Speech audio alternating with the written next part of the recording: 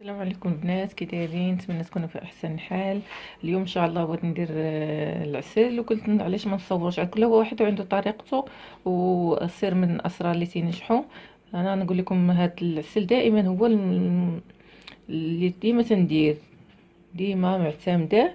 عندنا كيلو سنيده ونص لتر ماء، والقرفه والحامض والمسكه الحره. المسكه الحره ما نضيفوهاش دابا.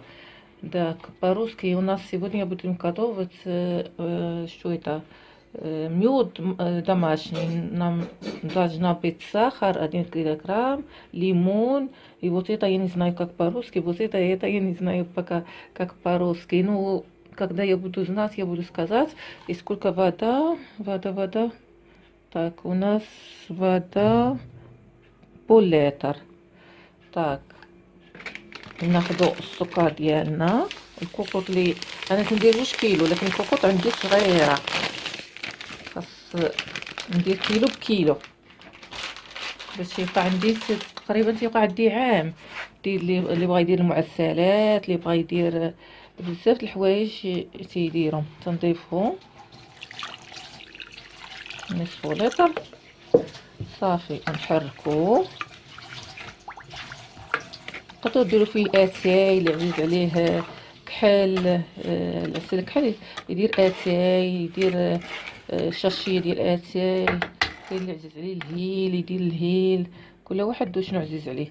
صافي دابا غنسد الكوكوط ونخليها على النار شويه متوسطه، ونحسب ليها فين تبدا تصفر. نحسب 40 دقيقه. فين نحسب 40 دقيقه نحلها ونشوف الا كان خاطر مزيان داكشي اللي بغينا. لما كانش خاطر نخليوه نبقاو نزيدو ب20 دقيقه ونشوفوا 20 دقيقه تيكون عاقد. هي واحد الحاجه، الا كان مثلا الحامض فين تتحلوا عليها وتكون الحامض باقي ماشي حمر، تيبقى باقي في نفس اللون ديالو، هذاك راه دال على ان العسل باقي ما جاهز. خاصنا نردوه مره اخرى، وهكا نبقاو غاديين تنقلبوا مره هكا حتى صافي على حساب قد ما كان هو عاقد قد ما مزيان تيتماسك في الشباكيه. ونتلاقاو ان شاء الله في النتيجه. السلام عليكم ورحمه الله تعالى وبركاته. ها هي النتيجه ديالنا ديال العسل كي تيجي. خاصو يجي هكا عاقد هكا باش فين نحطو عليه الشباكيه. اصلا الشباكيه تكون سخونه، تنحطوها عليه تنحطوها في العسل وهو بارد تيطلق مازال شويه، لكن خاصو هكا يجي عاقد.